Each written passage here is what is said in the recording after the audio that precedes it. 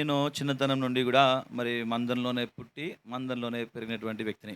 और मैं बचपन से ही मंदिर में पाला और उसमें बढ़ता गया। కానీ నాకు రక్షణ లేదు. परंतु मुझे उद्धार नहीं था। ప్రేమన్న వాక్యంలో చెప్తూ వచ్చినారు గదా! వేషధారణ వలెని. और भाई प्रेम भाई है वो वचन बता रहे थे जो మందిర पाखंड सा जीवन जो है। సో, మందిరంలోనే ఉంటాం కాబట్టి, మందిరంలోనే మా ఇంటికి, మందిరానికి ఒక గోడ మాత్రమే అడ్డు. కాంపౌండ్ వాల్ ఒకటే. और जो है कलीसिया में मैं बढ़ता गया क्योंकि घर और जो कलीसिया को एक एक दीवार था बीच में है। చిన్ననాటి నుండే మందిరంలో పెరుగుతూ మరి దేవుని దాసులకి మరి పరిచర్య చేస్తూ, మందిరంలో చాపలేస్తూ, ఇలాగే మీ ప్రేమ విందులో వడ్డించుట, ఇంకా అన్ని వనుల్లో మరి పాలు భాగం పంచుకుంటూ और వస్తుండేవాడిని. बचपन से ही कलीसिया में काम करते हुए और सेवक उनकी सेवकाई करते हुए और चटाई बिछाते हुए मंदिर में ये काम मैं करते आया हूँ। మా తల్లిదండ్రులకి మేము నలుగురు సంతానం. और मेरे माता पिता को हम 4 संतान है నలుగురము మగ పిల్లలమే. और चारों जो है लड़के हैं నేను మూడవ సంతానం. और मैं तीसरा उनका लड़का हूँ। అందరూ బాగానే ఉండేవారు. నేను మాత్రం చాలా అల్లరి और చేస్తుండేవాడిని. सभी लोग अच्छे रहते थे लेकिन मैं बहुत मस्ती करता था। కదా, మనలో చాలా మంది మరి యవనస్తులు అల్లరి ఎక్కువ చేస్తుంటారు కదా. और देखिए हमारे में बहुत सारे जवान जो है वो मस्ती करते रहते हैं నాకులాగా చాలా మంది ఉండొచ్చు. और मेरे जैसे बहुत सारे लोग रहेंगे। అదే దేవుని వాక్యం ఓ మాట సెలవిస్తా ఉంది. ఒకసారి చూద్దాం. प्रभु का वचन जो है एक बात बताता है उसको देखते हैं। ఇర్మియా గ్రంథం మొదటి అధ్యాయం इर्मिया की पुस्तक उसका पहला अध्याय 4-5 వచనాలు. इर्मिया की पुस्तक उसका पहला अध्याय 4-5 తెలుగులో वचन। తెలుగులో అయితే రెండు కలిసి ఉంటాయి. నేను రెండు కలిసి చదువుతున్నాను. 4-5 వచనాలు. ఇర్మియా గ్రంథము మొదటి అధ్యాయం 4-5 వచనాలు. इर्मिया की पुस्तक पहला अध्याय 4 और 5 वचन। యెహోవా వాక్కు నాకు ప్రత్యక్షమే ఇలా సెలవిచ్చెను. గర్భములో నేను నిన్ను రూపింపక మునిపే నిన్ను ఎరిగితిని. నీవు గర్భం నుండి బయలుపడక మునిపే నేను నిన్ను ప్రతిష్ఠించుతిని. జనములకు ప్రవక్తగా నిన్ను నియమించుతిని. इर्मिया की पुस्तक उसका पहला अध्याय 4 और 5 वचन। तब यहोवा का ये वचन मेरे पास पहुंचा, गर्भ में रचने से पहले ही मैंने तुझ पर चित्त लगाया और उत्पन्न होने से पहले ही मैंने तेरा अभिषेक किया। मैंने तुझे जातियों का भविष्यवक्ता ठहराया। మీకు ఈ మాట అర్థమైంది అనుకుంటా. నేను ఏం మీకు వాక్యం తెలియజేయడం లేదు, కానీ ఈ యొక్క వచనము నా జీవితంలో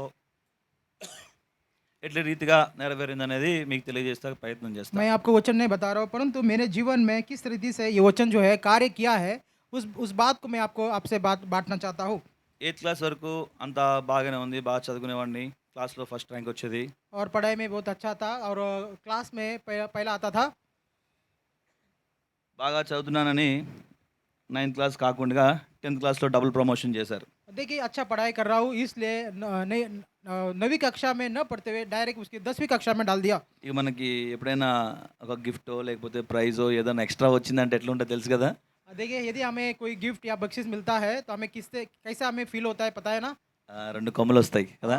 दो మరి सिंग తెలుగులో కొమ్ములు అంటారు, మరి మీ దగ్గర ఏమంటారు నాకు తెలియదు. 2 सिंग आ जाते हैं నాకు కూడా వచ్చినాయి. और ఇప్పుడు मुझे भी आ లేవులేండి. गया है ఇప్పుడు లేవు. लेकिन अभी नहीं है। సో ఆ రీతిగా నేనేం చేసిన అంటే 8th క్లాస్ చదివి 9th క్లాస్ చదవకుండా డైరెక్ట్గా 10th క్లాస్కి వెళ్ళిపోయినాను. और उस रीति से 8वीं कक्षा पढ़ते हुए 9th क्लास न पढ़ते हुए डायरेक्ट 10वीं क्लास में मैंने प्रवेश किया। 8th క్లాస్ వరకు ఎలా ఉండేదంటే ఒక హాఫ్ మార్క్ ఏ సబ్జెక్ట్లో అయినా, you name it any subject, ఒక హాఫ్ మార్క్ తక్కువ వేస్తే టీచరు ఒకవేళ 50కి 49.5 వేస్తే హాఫ్ మార్క్ ఎక్కడ తగ్గిందో చూపించని కొట్లాడేటువంటి టీచర్తో నేను. देखिए मैं 8वीं कक्षा तक कैसा था, यदि कोई भी आधा मार्क जो है यदि कट करते हैं टीचर्स तो यदि 50 मार्क है, यदि 49 जो मार्क्स है यदि है आधा मार्क कहाँ पर कट किया है ये मैं टीचर से पूछता था। ఫైట్ చేసేటోడిని టీచర్ తోటి. और उनसे मैं झगड़ा करता था। సో అట్లా ఉండేది నా జీవితం. అయితే 10వ తరగతికి వచ్చిన తర్వాత 2 కొమ్ములు వచ్చినాయి కదా, మొత్తం అంతా మళ్ళా డ్రాస్టిక్ డౌన్ వచ్చేసింది. देखिए ऐसा मेरा जीवन था और 10वीं कक्षा में आने से ऐसा मेरा जीवन जो है बदल गया है। స్కూల్కి అన్ని ఆబ్సెంట్లే, और ज़्यादा स्कूल में जो है एब्सेंट रहता था చెడు సహవాసము, और बुरी संगति को रखता था చెడు అలవాట్లు. और बुरी आदतों को मैंने पा लिया।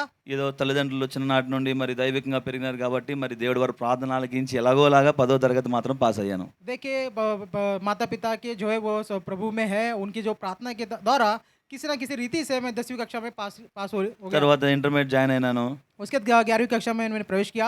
ఇంటర్మీడియట్ 2 సంవత్సరాలు ఒక రోజు కూడా కాలేజీకి వెళ్ళి ఉండకపోవచ్చేమో. देखिए 11वीं कक्षा में एक साल में एक बार भी जो है मैंने क्लास को नहीं गया होगा। శత్రువు ఎప్పుడైతే తల్లిదండ్రులు ఆత్మీయంగా ఉంటూ ఉంటారో శత్రువు ఏదో రకంగా మరి కుటుంబాల్లో చొరబడడానికి ప్రయత్నం చేస్తాడు. जब जो है माता पिता जो है आत्मिक रूप से बढ़ते रहते हैं, तो शत्रु शैतान है किसी ना किसी प्रकार से वो అటు రీతిగా कार्य करते रहता है। శత్రువుకి నేను మరి బానిస అయిపోయినాను. इस रीति से मैं शत्रु शैतान के लिए मैं एक उनका अधीन हो गया అన్ని విధాలుగా నన్ను చెరబట్టుకున్నాడు. और इस किसी ना किसी रीति से मुझे उन्होंने पकड़ा। ఇక నేను ఇంటికి వెళ్ళే టైము మరి చెప్పకూడదు, మరి అనవసరం మీరు మళ్ళా దాన్ని తప్పుగా తీసుకుంటారు కాబట్టి చాలా ఆలస్యంగా ఇంటికి వెళ్తూ ఉండేవాడిని. देखिए आप जवानों को बताना नहीं है, आप गलत रीति से लेंगे। मैं बहुत देर से घर जाता था।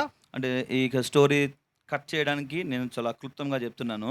ये నా ఇంటికి వెళ్ళే సమయము రాత్రి 2-3 ఉండేది. देखिए जो पूरा जो संदर्भ है वो जो स्टोरी है उस कट करके मैं बता रहा हूँ।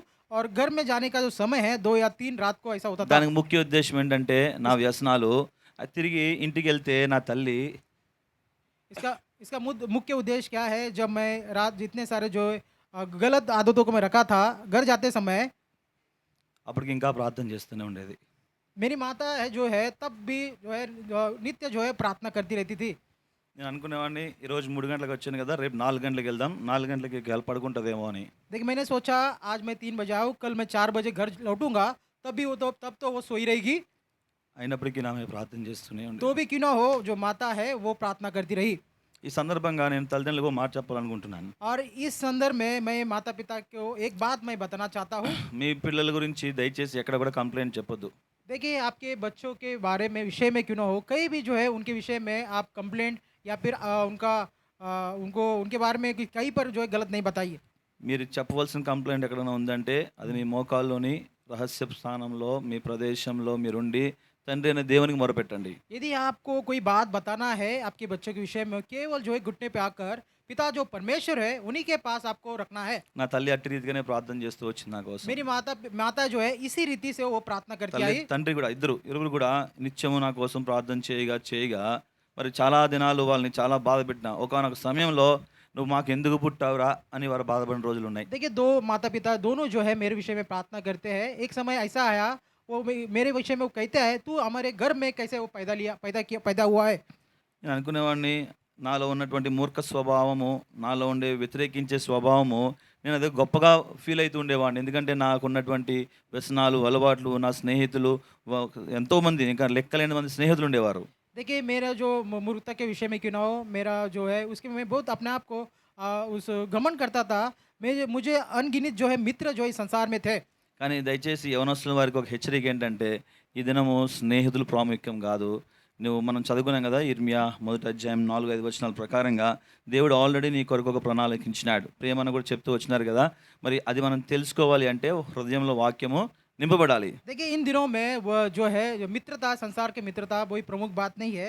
अभी जो वचन हमने पढ़ा है इनमें पहला अध्याय 14 वचन में, यह वचन हमारे हृदय में रहना चाहिए। जैसे भाई प्रेम अन्ना ने कहा, वही जो है आपका वचन जो है आपके हृदय में रहना है। కాబట్టి నేను ఈ మధ్యాహ్న కాల సమయంలో మరి యవనస్తుల వారికి చెప్పేది ఏమిటంటే, దేవుడు మనల్ని తను ముందుగానే రూపించినాడు కాబట్టి మీరు ఎట్టి రీతిలో వెళ్ళినా కూడా మళ్ళీ తిరిగి సమకూర్చబడ్డానికి మీ కొరకు నిత్యము ప్రార్థించే తల్లిదండ్రులు, సంఘం కూడా ఉంటుంది. ఇంకొక సంఘటన చెప్పి నేను ముగిస్తాను. देखिए गर्भ से रचने के पहले ही प्रभु ने आपको चुन लिया है। अब यदि आप कहाँ भी घूमे तो परमेश्वर आपके लिए जो माता पिता जो आपके विषय में जो प्रार्थना कर रहे हैं, और किधर भी कहीं भी जाए आप फिर से जो है मंदिर में आना है। సరే, అటు రీతిగా నా జీవితం కొనసాగుతూ వచ్చింది. और इस रीति से मेरा जीवन जो है बढ़ता गया। ఇంకా తెలియదు ఏముంది, కాలేజ్కి వెళ్ళకపోతే इंटरमीडिएट फेल. जैसे ही कॉलेज में जाता रहा तो इंटरमीडिएट जो 11वीं कक्षा उसमें फेल हुआ। తర్వాత మరి నన్ను వేరే ప్రాంతానికి అంటే డిప్లొమా చేయడం కొరకై, మరి 10th క్లాస్ ఇంటర్మీడియట్ ఫెయిల్ అయింది కాబట్టి డిప్లొమా చేయడం కొరకు వేరే ప్రాంతం పంపించినారు. और 11वीं कक्षा जो है वो उसमें मैं फेल हुआ। इसके लिए डिप्लोमा करने के लिए दूसरे प्रांत में मुझे भेजा गया। అదే మరి స్నేహితుల నుంచి దూరం చేస్తే ఏమైనా మార్పు చెందుతుందేమో అనుకుని उन्होंने ऐसा सोचा कि मित्रों से यदि दूर करेंगे कुछ उनमें बदलाव आएगा, इस अना- विचार से उन्होंने भेजा। అయినా కూడా మార్పు లేదు. तो भी क्यों ना हो, कोई बदलाव नहीं। అలాగే మరి మందిరంలో అందరూ అడుగుతారు కదా పెద్దన్నాళ్ళు, బాబు ఎప్పుడు బాప్తీసం తీసుకుంటావు, ఎప్పుడు మారు మనసు పొందావు అని అంటే ఇక నేను వాళ్ళ కోసం ఒక రోజున బాప్తీసం కూడా తీసుకున్నాను. जैसे हमें बड़े लोग जो रहते हैं, प्राचीन लोग पूछते रहते हैं, भाई कभी तू बपतिस्मा लेगा, इसलिए उनके लिए मैंने एक दिन उन्हें नियुक्त किया है। దయచేసి చెప్తున్నా, అలాంటి పనులు ఎవరు చేయకండి. कृपया करके मैं आपसे विनती करता हूँ, कोई भी ऐसे काम ना करे। నేనేంటంటే నాకున్నటువంటి అప్పుడున్న పరిస్థితులు వీళ్ళ బాధ భరించలేక సర్లే బాప్తీసం తీసుకుంటే అయిపోతుంది కానీ బాప్తీసం తీసుకున్నాను. देखिए उन दिनों में जो बड़ों का जो उनकी जो उनका जो दुःख है या फिर दुःख है और बिना सहे इसके लिए मैं एक दिन जो है बपतिस्मा ले ले लेंगे, तो ऐसा उन्होंने सोचा। కానీ అదే వేషధారణ జీవితం. यही जो है पाखंड का जीवन है। మళ్ళీ అదే సమయంలో మరి రాత్రి రావడం, తల్లి నిత్యం ప్రార్థిస్తూ ఉండేది కానీ మనసు ఎక్కడ కరగలేదు. देखिए उसी समय में जो रात के समय में मैं माता जो वैसे ही वो प्रार्थना करती रही, तो मन में कोई बदलाव नहीं। అలాగే మరి జరుగుతూ ఉంది జీవితము. అది 2008వ సంవత్సరము నేను హైదరాబాద్‌లో అప్పటికే మరి డిప్లొమా కంప్లీట్ చేసుకొని మరి హైదరాబాద్ మరి జీవనోపాధి కొరకే చేరి ఉన్నాను. देखिए वही 2008 साल में वो उस डिप्लोमा पूरा करने के लिए उस प्रांत में आया था, और जीवन के दिन दिन के लिए वहाँ पे मैं काम करने के लिए आया। తదుపరి మరి విద్యను అభ్యసించాను కానీ ఇంకా అది నేను చెప్పదలుచుకోవడం లేదు. जो उसकी आगे की बात है मैं बताना नहीं चाहता हूँ। అయితే సమయం లేదు కాబట్టి నేను క్లుప్తంగా చెప్తున్నాను. 2008వ సంవత్సరంలో నేను హైదరాబాద్ నుంచి రాజమండ్రి వైపుగా ప్రయాణం చేయవలసిన పరిస్థితి వచ్చింది. నేను, నా స్నేహితులు, మా ఇద్దరు అన్నదమ్ములు. बहुत संक्षिप्त में बताना चाहता हूँ, समय की कमी के कारण उस हैदराबाद प्रांत से राजमंड्री प्रांत में मैं और मेरे जो मित्र हैं उनके साथ मैंने वहाँ से वहाँ पे जा रहे थे। మరి నేను మా పెద్దన్న, నా తమ్ముడు, నేను యాక్చువల్గా మేము నలుగురు అని చెప్పాను కదా. అప్పటికే రెండో అన్న వేరే దేశంలో ఉద్యోగ నిమిత్తమై ఉన్నాడు. నేను, మా పెద్దన్న, మా తమ్ముడు, ఇంకా నాతో కలిపి ఇంకొక నలుగురు స్నేహితులు. जो है मैं मेरा बड़ा भाई और एक भाई जो पहले फॉरेन में है, और 4 जो मित्र है हम सब जो है यात्रा कर रहे थे। సో ప్రయాణం చేస్తున్నాం. దగ్గర మరి సూర్యాపేట అంటే మీరు హైదరాబాద్ నుంచి మరి ఈ రాజమండ్రి వెళ్ళే ప్రాంతంకి అంటే సూర్యాపేట వస్తుంది మధ్యలో ఒక గ్రామము. देखिए हैदराबाद से जो राजमंड्री जाते समय हैदराबाद के बाद जो है सूर्यापेटा करके गाँव आता है। సూర్యాపేటకు ముందర ఒక పెద్ద బ్రిడ్జ్ ఒకటి ఉంటుంది. హైట్ బ్రిడ్జ్ నుంచి కింద వాటర్ ఒక 30-40 ఫీట్ లోతుగా ఉంటుంది అన్నమాట. అది ఏదో ఒక ప్రాజెక్ట్కి ఎడమ కాలువనో కుడి కాలువనో. तो उस बीच में जो है एक फ्लाईओवर है जो 30-40 फुट का जो है इतना हाइट का जो है एक फ्लाईओवर है। అది మా అన్ననే వేరే అన్న నడిపిస్తూ ఉన్నాడు. నడిపిస్తూ మరి ఆ బ్రిడ్జ్ ఎక్కకపోయి మేము కారు పల్టీలు కొట్టుకుంటూ లోయలో పడిపోయినాం. లోయ అంటే క్షమించండి, ఆ కాలువలో పడిపోయినాం. देखिए उस ब्रिज में चलते जब जा रही थी, जो मेरा भाई दूसरा भाई है वो गाड़ी चला रहे थे, కార్లో 7 ఉన్నాం. उस ब्रिज को चढ़ते हुए हम जो है नीचे गिर गए।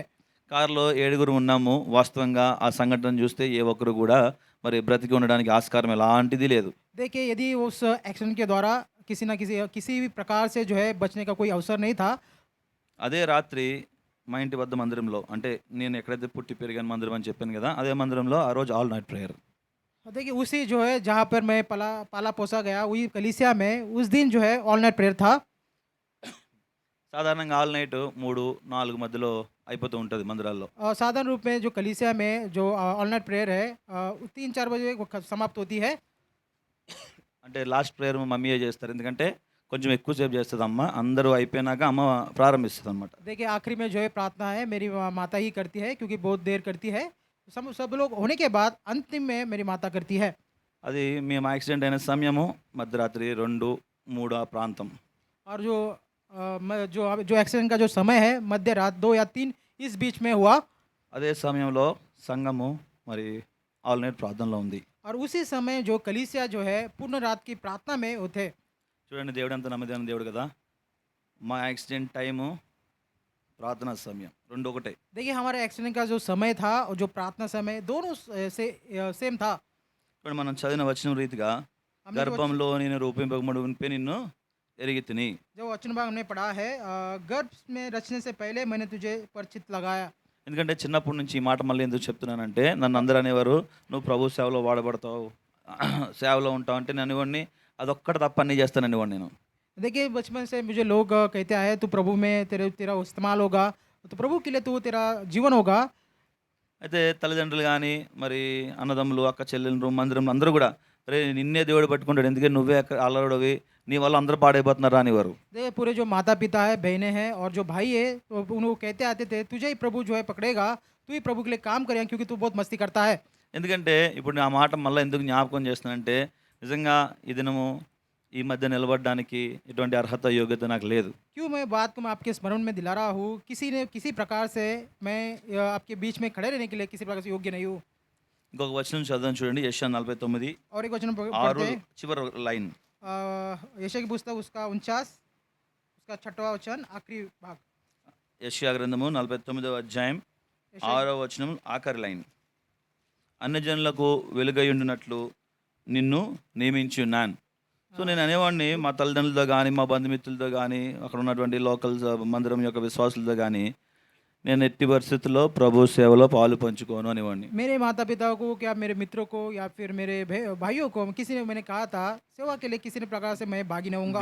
దేవుడికి తెలుసు కదా తను మరి ఎట్లానో తన మన తల్లి గర్భంలో రూపింపబడక మునిపే ఆయన ఎరిగాడు. నేను పుట్టక ముందే నేను ఏంటో ఆయనకి తెలుసు. देखिए प्रभु को पता है, मैं गर्भ में रचने के पहले ही प्रभु को पता था मेरे विषय में। తర్వాత యాక్సిడెంట్ తర్వాత నుంచి మేము నెమ్మదిగా కొంతకాలం తర్వాత కోలుకున్నాం. చాలా తీవ్రమైన యాక్సిడెంట్, ఎవరు బ్రతికుండకూడదు.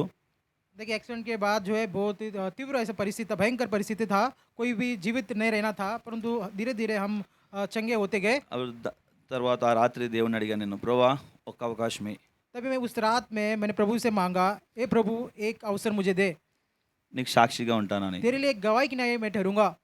తర్వాత మరి కొంతసేపు అప్పుడు ఆత్మీయ జీవితంలో పడుతూ లెగుస్తూ వచ్చినాను. అద్భుతమైన రీతిలో దేవుడు పట్టుకున్నాడు. మరి గత కొంతకాలంగా మరి కొన్ని సంవత్సరాల నుండి మరి ప్రభు పరిచర్యలో ఉండడానికి దేవుడు ఎంతగానో సహకరిస్తూ వస్తున్నాడు. और थोड़े प्रभु में ऊपर उठता हुआ गिरता हुआ फिर ऐसा चलता रहा, तो भी प्रभु ने अच्छी रीति से मुझे पकड़ा और कुछ कुछ दिनों से प्रभु की सेवा में मुझे इस्तेमाल करते आए। ఎంతో చెప్పాలి కానీ మనం వాక్యం వినాలి కాబట్టి నేను క్లోజ్ చేస్తున్నాను. कितने तो बताना है परंतु वचन सुनना है, इसलिए मैं उसको संक्षिप्त में आपको बता रहा हूँ। దయచేసి యవనస్తులకి తల్లిదండ్రులైన వారికి కూడా మీ భారము దేవుని పైన వేసి, అది ఎడ్యుకేషన్ అవనివ్వండి, మీ యొక్క స్థితిగతులు అవనివ్వండి, లేకపోతే me any problem bring in to the feet of the lord. తల్లిదండ్రులు కూడా అంతే. మీ పిల్లల ప్రాబ్లం ఏదైనా ఉందంటే అక్కడ ఇక్కడ ఎక్కడ మాట్లాడకండి, straight away come to the Lord and speak there. देखिए अब मुझे अब जवानों को माता पिता को ही कहना है, जो भी आपका कंप्लेंट होगा या फिर जो भी बातें होंगे सरल जो है प्रभु के पास आइए, या वह बताने सच्चा प्रभु को बताइए। నేను సజీవమైన సాక్షిని దానికి. उसके लिए मैं एक जीवित गवाह हूँ। ఎందుకంటే నా తల్లిదండ్రులు కన్నీటి ప్రార్థన, సంఘం యొక్క ప్రార్థన ఈ దినము నన్ను మీ ముందు నిలబెట్టింది. देखिए मेरे माता पिता के जो उनके जो उनका रोते हुए जो प्रार्थना है, कलीसिया की जो प्रार्थना है, आज उसकी प्रार्थना के द्वारा ही मुझे आपके बीच में खड़ा किया है। నేను ఏదో 200 సంవత్సరాల క్రితమో లేకపోతే పలానా సంవత్సరం క్రితమో జరిగింది మీకు చెప్పడం లేదు. देखिए ये बहुत 200 साल पहले का ये जो बातें मैंने आपको नहीं बता रहा हूँ। మీ ముందు నిలబడిన ఈ వ్యక్తే ఒకప్పుడు తల్లిదండ్రుల్ని, సంఘాన్ని, సేవని కూడా మరి అవమానపరిచినాడు. देखिए आपके बीच में खड़ा हुआ यही व्यक्ति कलीसिया को, माता पिता को अपमान करने वाला ये व्यक्ति है। ఎట్లా అంటే మరి నేను కొన్ని చెప్పకూడదు, చెప్తే మళ్ళీ యవనస్తులు మళ్ళీ ఫాలో అవుతారేమో, అందుకోసం చెప్తలేను. కానీ कुछ बातें ऐसे है यदि बताए तो जो जवान है उसको फॉलो करेंगे, इसलिए उसको बता रहे नहीं। కాబట్టి మీ పెద్దలు ఏది చెప్తే అది సింప్లిసిటీ, ఒబీడియన్స్. देखिए आपके जो बच्चे बड़े हैं, प्राचीन जो है जो भी बताते हैं उसको बहुत ही सरल रूप से उसका अधीन रही है। నేను ఇప్పుడున్న ప్రజెంట్ ట్రెండ్కి ఒక్క మాట చెప్పి ముగిస్తాను. देखिए इस इस पीढ़ी के लोगों को कुछ बातें बता के मैं समाप्त करूंगा। నేను రకరకాల హెయిర్ స్టైల్స్, ఇలా గెడ్డాలు, మీసాలు చేస్తూ ఉండేటోడిని. देखिए मैं तरह तरह के जो हेयर स्टाइल जो है, दाढ़ी है, वो मैं रखता था। అది తప్పను రైట్ అని నేను చెప్పను, కానీ ఒక రోజున నేను హెబ్రోన్కి వెళ్ళాను. देखिए वो सही है गलत है मैंने बताऊंगा। एक दिन जो है हेब्रोन प्रांत में वहाँ पे गया। అక్కడ తిమోతి అంకుల్ అని దైవ సేవకులు ఉంటారు. वहाँ पे भाई तिमोती जो है प्रभु के दास है, वहाँ पर है। చాలా మంది మీలో చాలా మందికి తెలిసి ఉండొచ్చు. आपको बहुत सारे लोगों को पता होगा। నా వివాహం కూడా ఆయనే చేశారు. और मेरा विवाह उन्होंने किया है। అయితే ఓ దిన నేను హెబ్రోన్ మెయిన్ ఆఫీస్కి వెళ్ళాను. ఆయన పైన ఆఫీస్లో ఉన్నారు. और एक दिन जो है हेब्रोन प्रांत में वो ऊपर के अटारी पर वो वहाँ पे थे, ऑफिस में थे।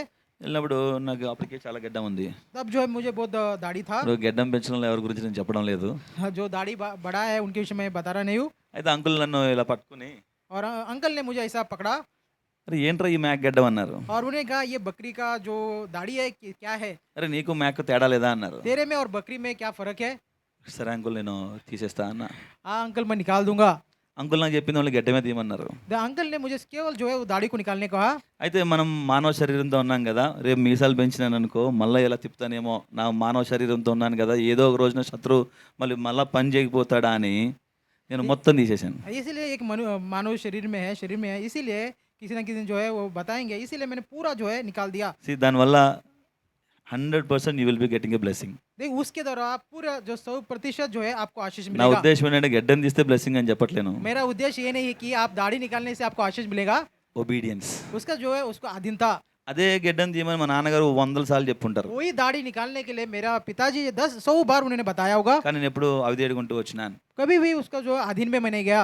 ఎప్పుడైతే మరి దైవ సేవకునికి మనం విధేయత చూపిస్తామో जब प्रभु के दास के विषय में हम अधीनता दिखाते हैं, ఆ బ్లెస్సింగే మీరు చూస్తున్నారు. वही आशीषों को आप आपके सामने देख रहे हैं। సో కాబట్టి దయచేసి సేవకులు చెప్పిన దానికి, తల్లిదండ్రులు చెప్పిన దానికి విధేయత చూపించండి. इसीलिए जो सेवक जो है प्रभु के दास है, जो वचन भाग बताते हैं, या సేవకులు फिर माता पिता जो आपको बताते हैं, సేవకులు उसका కదా अधीनता అని जाइए। చెప్పి వాళ్ళని ఎక్కడ తక్కువ అంచనా వేయకండి. వాళ్ళు నిత్యం మీకోసం మొరపెడుతుంటారు. सेवक के विषय में किसी भी प्रकार से उनको कम न आकिए। वो हमेशा जो है नित्य जो है आपके विषय में वो प्रार्थना करते हैं। వాళ్ళు మన బాగు కొరకే, మన మంచి కొరకే చెప్తారు. वो हमारी भलाई के विषय में वो कहते हैं।